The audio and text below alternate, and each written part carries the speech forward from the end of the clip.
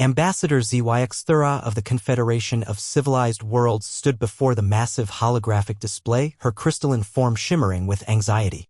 The emergency session of the Galactic Council had been called after yet another incident involving human spacecraft.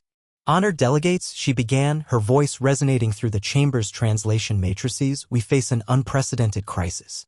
The humans have been part of our galactic community for only 50 standard cycles, yet already 17 different species have issued formal warnings against boarding their vessels. The assembled representatives, a mixture of tentacled Vortak, ethereal Luminari, and towering Gorvani, murmured amongst themselves. Each had their own horror stories about human ships.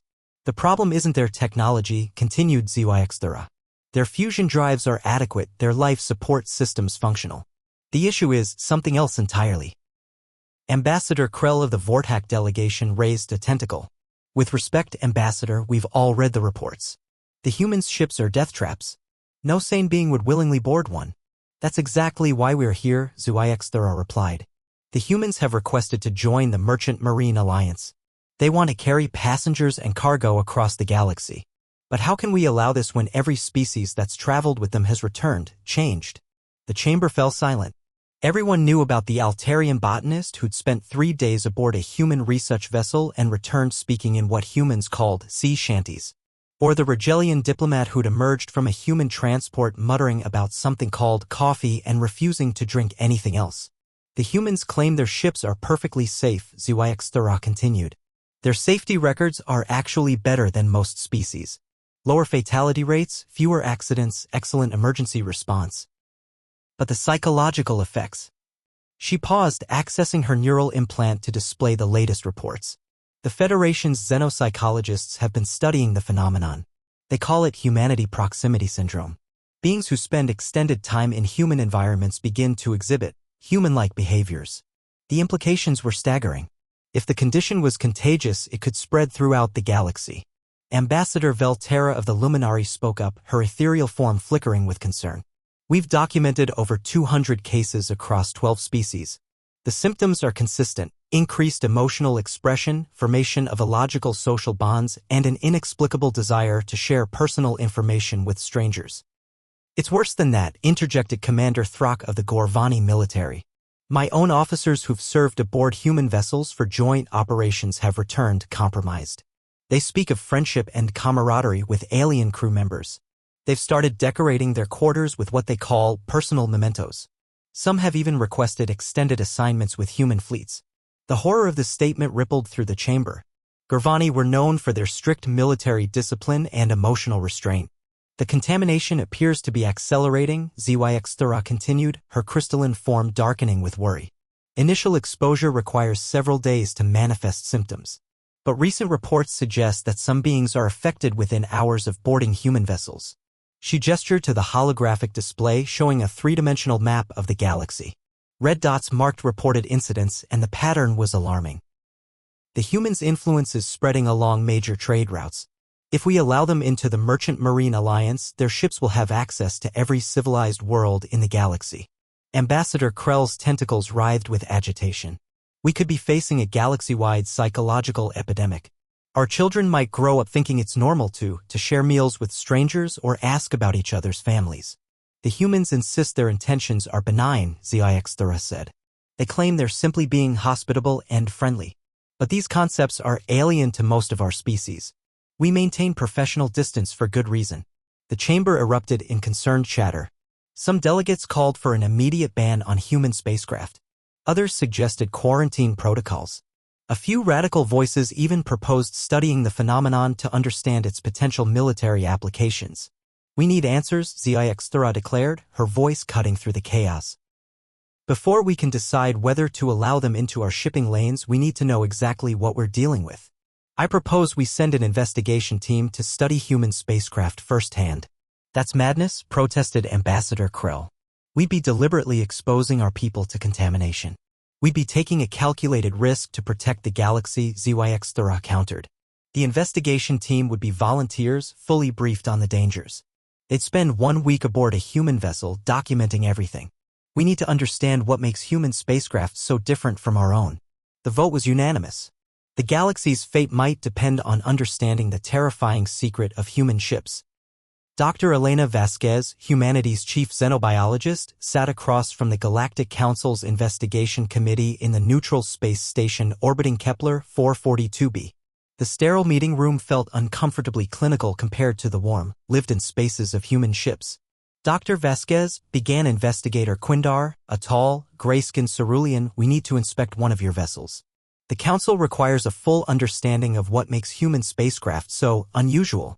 Elena nodded, her weathered face showing a hint of amusement. Of course. We've prepared the U.S. Wanderer for your inspection. It's one of our newer exploration vessels. Captain Rodriguez and her crew are expecting you. We'll need to bring our own air supply, interjected Dr. Thelmos, a Vortax scientist whose tentacles writhed nervously. Our analysis suggests human atmospheric conditions may be part of the problem. Actually, Elena said, I think that might be exactly what you need to understand. The Wanderer has been modified with atmospheric zones for different species. You'll be able to experience our environment safely. The investigation team exchanged glances. They'd heard about human modifications before, endless customizations that served no apparent functional purpose. Dr. Kalanesh, the Rigelian xenosociologist, leaned forward. We've reviewed the psychological profiles of affected individuals. They consistently report feeling welcomed and cared for aboard human vessels. This emotional response appears to be the primary vector for contamination. Contamination, Elena repeated thoughtfully. Interesting choice of words. You make it sound like a disease. Isn't it? Quindar asked. The affected individuals return to their home worlds fundamentally changed. They form inappropriate emotional attachments, engage in unnecessary social rituals, and demonstrate concerning levels of empathy toward strangers. Elena's expression grew more serious. Perhaps you should see for yourselves what we're actually doing up there. 3 hours later, the team found themselves at the docking bay of the Wanderer. The ship looked ordinary enough from the outside, sleek, efficient, with the blue and white markings of the United Earth Space Command. But as they approached the airlock, they noticed something unusual. Is that music? Asked Quindar, his sensitive hearing picking up rhythmic sounds from within the vessel. Elena smiled. Captain Rodriguez likes to keep the crew's spirits up. You'll find human ships tend to be lively places. Dr. Thelmos activated his recording equipment. Note, auditory stimulation appears to be used for psychological conditioning of crew members. The airlock cycled open and they were greeted by Captain Maria Rodriguez, a compact woman with laugh lines around her eyes and calloused hands that spoke of years in space. Behind her stood Chief Engineer Jake Morrison, a tall man with grease-stained coveralls and an easy grin. Welcome aboard the Wanderer, Rodriguez said, her enthusiasm genuine. We're excited to show you around. Fair warning though, it's chilly night in the mess hall and Morrison's been working on the hydroponics bay, so things might smell a bit earthy.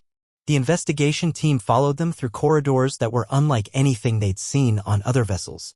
The walls weren't just functional, they were covered with paintings, photographs, and what appeared to be handwritten notes. Plants grew in small alcoves, their green leaves creating a strange, organic feeling in the metal corridors. This is unusual, observed Dr. Thelmos, taking readings with his instruments. These decorations serve no functional purpose. Sure they do, Morrison replied, patting a small flowering plant. This little guy is Lucy, she's our mascot. Been with us for 3 years. And those photos? That's my daughter's soccer team. Won the championship last season. The aliens exchanged glances. This was already more personal information than they'd typically share with strangers, and they'd been aboard for less than 2 minutes. Dr. Kalanesh made rapid notes on her datapad. Subject Morrison has initiated unprompted personal disclosure. Classic human social bonding behavior. The plant appears to have been assigned an individual identity and emotional significance. She's not just a plant, Morrison said, overhearing. She's family. Been through 2 asteroid fields and a solar storm with us. Even helped us recycle CO2 during that malfunction near Proxima Centauri. Rodriguez watched the investigators with knowing eyes. Gentlemen, lady, you're about to experience something that most species consider impossible. A spaceship that cares about its passengers. Fair warning, it might change how you see the universe. The investigation team steeled themselves for what they were certain would be 7 days of systematic psychological manipulation. They had no idea they were about to discover something far more dangerous, genuine human hospitality. The investigation team's first night aboard the Wanderer was unlike anything they'd experienced. They'd been given guest quarters in the ship's diplomatic section, complete with atmosphere controls for their specific species. The accommodations were technically perfect, yet somehow felt wrong. The temperature regulation is precise, noted Quindar, reviewing his instruments. Atmospheric composition is exactly matched to our homeworld. But something's off, finished Dr. Thelmos. The humans keep interacting with us. Indeed, they'd been interrupted 17 times by various crew members. Engineer Morrison had stopped by to check if their air recycling system was working properly. Chief Medical Officer Dr. Lisa Park had brought them a care package containing what she called comfort items from their respective worlds. Even the ship's cook, a jovial man named Giuseppe, had knocked on their door to ask about their dietary preferences. "They're treating us like..." Quindar paused, struggling with the concept. "Like guests." Dr. Kalanesh consulted her research notes. On Rigelian vessels, passengers remain in designated areas until destination arrival. Contact with crew is limited to emergency situations. This level of attention is unprecedented. The next morning brought fresh horrors. The team was invited to join the crew for breakfast. Not required. Invited. The mess hall was a cacophony of conversation, laughter, and the clinking of eating utensils. Crew members sat together regardless of rank, sharing meals and stories. "This is highly irregular," whispered Dr. Thelmos, his tentacles twitching with anxiety. "The command structure appears to be flexible." Captain Rodriguez noticed their discomfort. "You folks look a bit overwhelmed. First time on a human ship."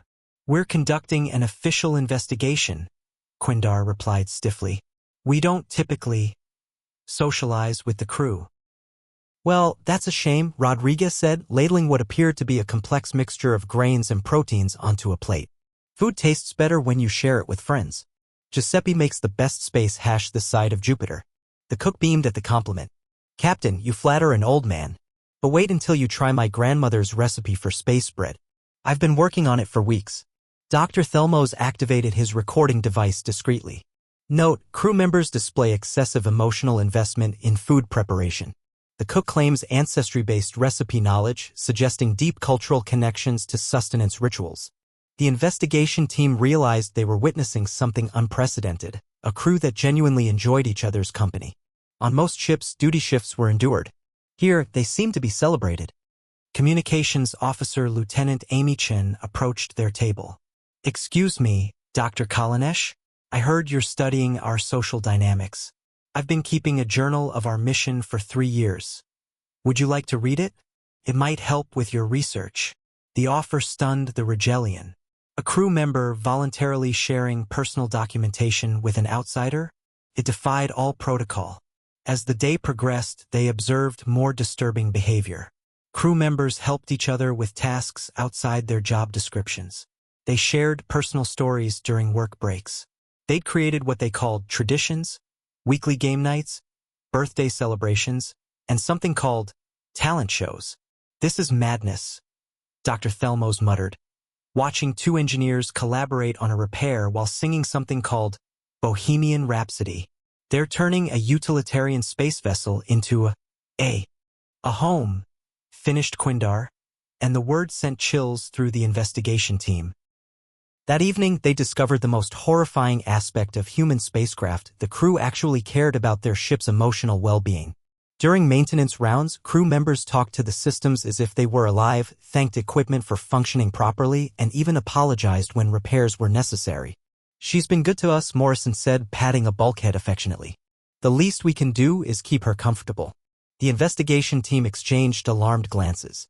The humans had formed emotional bonds not just with each other, but with their vessel itself. By the 3rd day, the investigation team was showing signs of what the galaxy had come to fear, humanity proximity syndrome. It started small. Dr. Thelmos found himself humming a tune he'd heard in the mess hall. Quindar had accepted a cup of coffee from Dr. Park and discovered, to his horror, that he enjoyed it. "This is troubling," Dr. Kalanesh noted in her official log. "I find myself looking forward to our daily interactions with the crew. This emotional anticipation serves no scientific purpose." The ship's botanist, Dr. Emily Foster, had taken a particular interest in their mission. She'd spent hours explaining human plant cultivation techniques, sharing stories about Earth's biodiversity, and showing them the ship's extensive hydroponic gardens. Each plant has a story, she explained, gently touching the leaves of a tomato plant. This one's descended from seeds that went to Mars with the first colony ship. These herbs came from my grandmother's garden in Tuscany. And this little guy, she pointed to a small succulent, was a gift from the crew of the Intrepid when we rescued them from that asteroid field. The investigation team was beginning to understand the first element of human spacecraft horror: everything had meaning. Every object, every space, every routine had been imbued with personal significance. The ships weren't just vessels, they were repositories of human memory and emotion. This is highly inefficient, observed Dr. Thelmos, though his tone lacked its usual conviction. These plants serve no nutritional purpose. They serve a different purpose, Dr. Foster replied. They remind us that we're still connected to life, even in the void of space. They make the ship feel alive. Dr. Thelmos found himself nodding in agreement, then stopped abruptly. Note to self, he whispered into his recorder, beginning to exhibit empathetic responses to human emotional logic. That evening, the investigation team made a disturbing discovery. Chief Engineer Morrison had invited them to observe the evening maintenance ritual. They expected to see routine mechanical procedures. Instead, they witnessed something that challenged their understanding of starship operation. The engineering team gathered in the main engine room, but before beginning their work, they performed what Morrison called the check-in. Each member shared something about their day, a problem they'd solved, a concern they had, or simply how they were feeling. Rodriguez mentioned, "You folks have been asking about what makes our ships different," Morrison said, addressing the investigation team. "Want to know the real secret?" The aliens leaned forward, finally expecting to uncover the truth. "We care about each other," Morrison continued. "And we care about our ship. The Wanderer isn't just a machine to us, she's our partner. We don't just maintain her, we take care of her." As if to demonstrate, Morrison placed his hand on the engine housing. "Good evening, girl. How are you feeling today?" He listened to the engine's vibrations, reading instruments not just with his eyes but with his entire body. "She's running a bit hot in Sector 7. Jenkins, could you check the coolant flow?" The investigation team watched in fascination as the crew worked together, not just following procedures but actively listening to their ship, responding to subtle changes in sound, vibration, and performance that their instruments couldn't detect. "This is impossible," whispered Quindar. "They're treating the ship like it's alive." "To us, she is," Morrison replied simply. "And she takes care of us in return." Dr. Kalanesh realized with growing alarm that she was beginning to understand their perspective. Worse, she was starting to agree with it. The ship did seem more responsive, more reliable when treated with such care and attention. "We're becoming contaminated," she noted in her private log that night. "But perhaps that's not entirely undesirable." On the fourth day, the investigation team experienced the phenomenon that had terrified the galaxy. They began to feel like they belonged. It started when Dr. Thelmos volunteered to help with the hydroponics system maintenance. He'd been observing Dr. Foster's work and found himself genuinely curious about plant growth cycles. When she mentioned needing help with the nutrient solution calculations, he offered his assistance. "I have extensive experience with chemical compositions," he said, surprising himself with his eagerness to help. Quindar found himself in the ship's recreation area where several crew members were engaged in what they called movie night. They were watching something called The Princess Bride, and despite his initial reluctance, he found himself drawn into the story. When the character Inigo Montoya delivered his famous line, Quindar found himself repeating it along with the humans. "My name is Inigo Montoya. You killed my father. Prepare to die." The humans cheered, and for a moment Quindar felt an inexplicable surge of belonging. He was part of something larger than himself. The third team member, Dr. Kalanesh, a Rigelian xenosociologist, made the most disturbing discovery of all. She'd been studying human interaction patterns and had noticed something unprecedented. The humans had unconsciously begun modifying their behavior to accommodate their alien guests. The music in the corridors had been adjusted to frequencies that were pleasant to all three species. The lighting had been subtly altered to be comfortable for different visual spectrums. Even the meal schedules had been modified to accommodate their various metabolic needs. "They're not just tolerating our presence," Dr. Kalanesh reported to her colleagues. "They're actively trying to make us comfortable. They're including us." This was the heart of the horror. Human spacecraft weren't just transportation, they were communities. And humans, by their very nature, tried to include everyone in their community.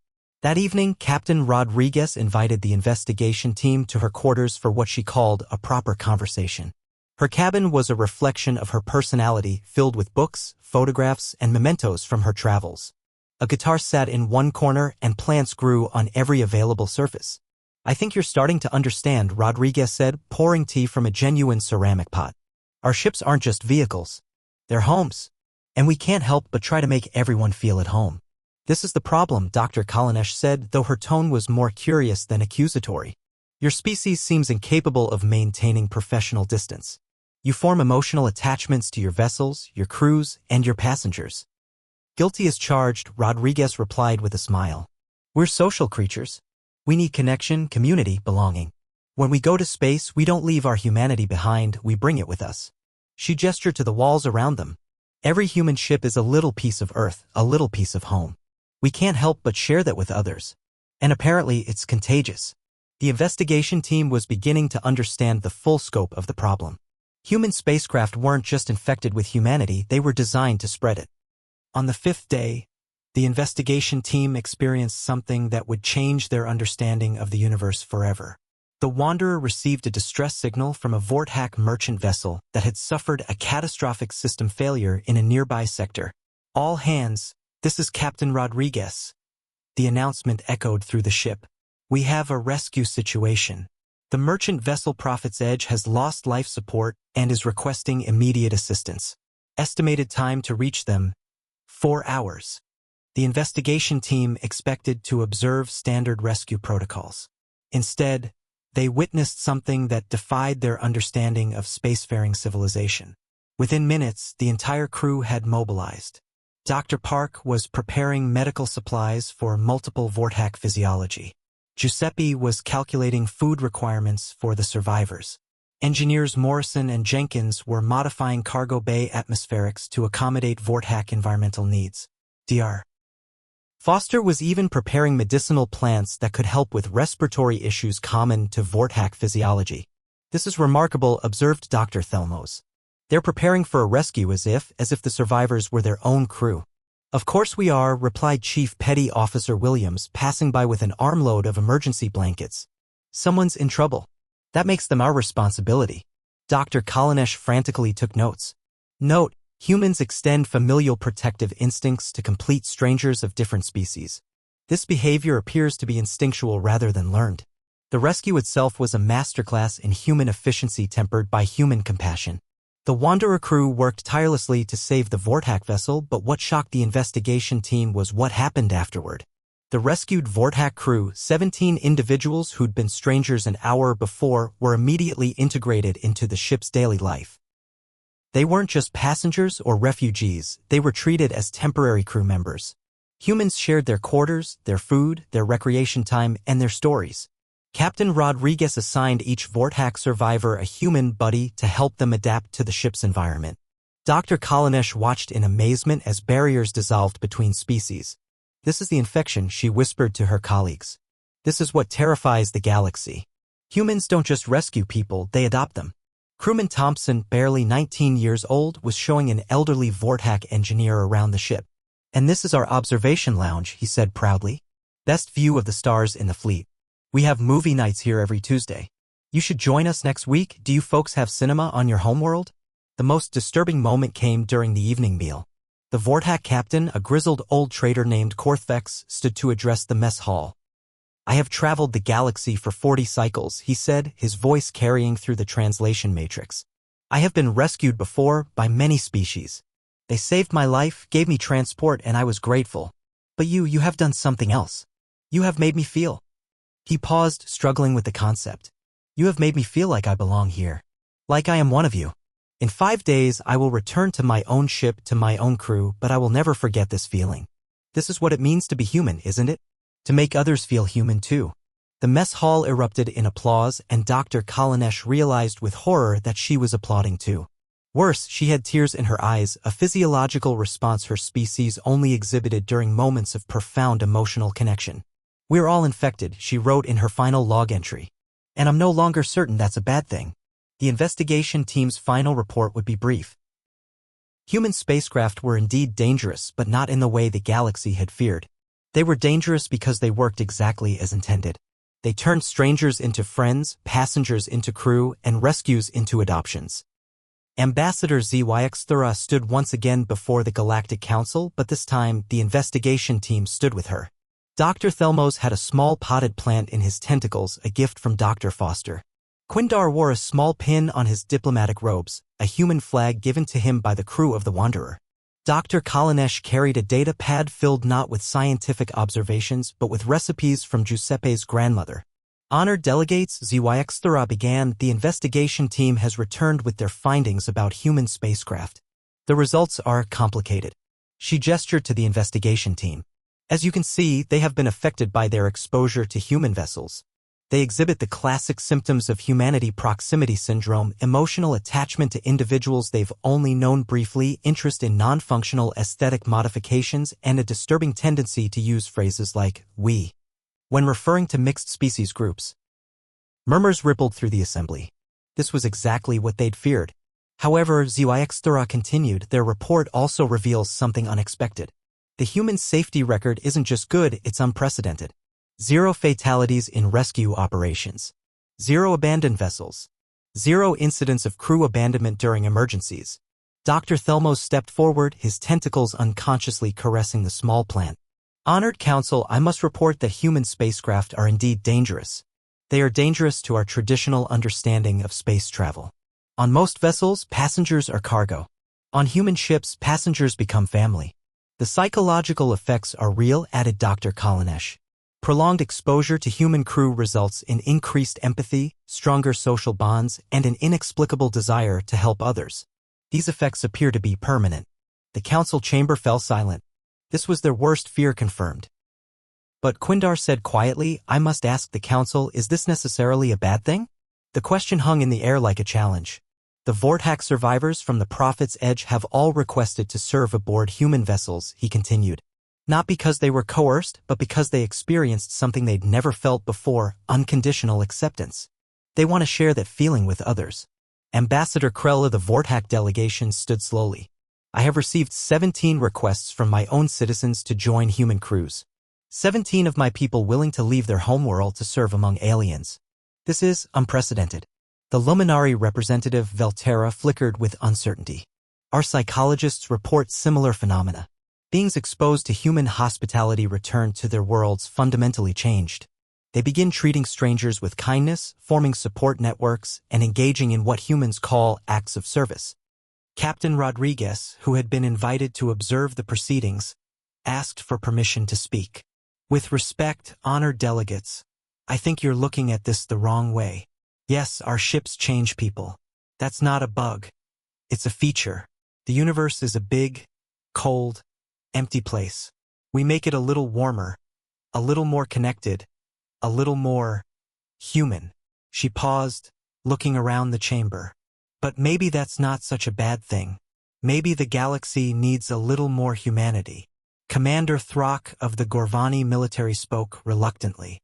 My officers who've served with humans show decreased aggression and increased cooperative behaviors. From a military standpoint, this should be considered weakness. Yet, their unit cohesion and effectiveness have actually improved. The debate raged for hours. Some delegates argued for quarantine protocols. Others suggested studying the phenomenon for potential benefits. A few radical voices proposed voluntary exposure programs. The vote was closer than anyone had expected.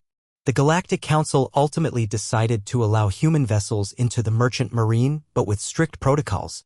Human ships would be required to carry warning labels about the psychological effects of extended exposure to human crew. Passengers would need to sign waivers acknowledging the risk of developing human-like traits. The warnings read, caution, extended exposure to human crew may result in increased empathy, formation of emotional bonds, and an inexplicable desire to help others. These effects may be permanent. 6 months later, human ships had a waiting list of passengers stretching across 3 star systems. The warnings hadn't deterred anyone, they'd become advertisements. The galaxy had learned to fear human spacecraft, but they'd also learned something else. Sometimes, the most terrifying thing you can encounter is unconditional acceptance. And sometimes that's exactly what you need. As Dr. Thelmos noted in his final report, Human spacecraft are indeed dangerous. They are dangerous to loneliness, to isolation, and to the idea that we must travel through the universe alone. In this respect, they are the most dangerous vessels in the galaxy. They make us believe that we all belong to each other. The investigation team had been changed forever by their experience aboard the Wanderer. They'd been infected with humanity, and they discovered something remarkable. It wasn't a disease to be cured, but a gift to be shared. And that, perhaps, was the most terrifying and wonderful thing of all. Authors note, this story explores the idea that humanity's greatest strength in science fiction isn't our technology or our aggression, but our capacity for building communities and making others feel like they belong. In a galaxy full of different species, our superpower might simply be our ability to make anyone feel at home.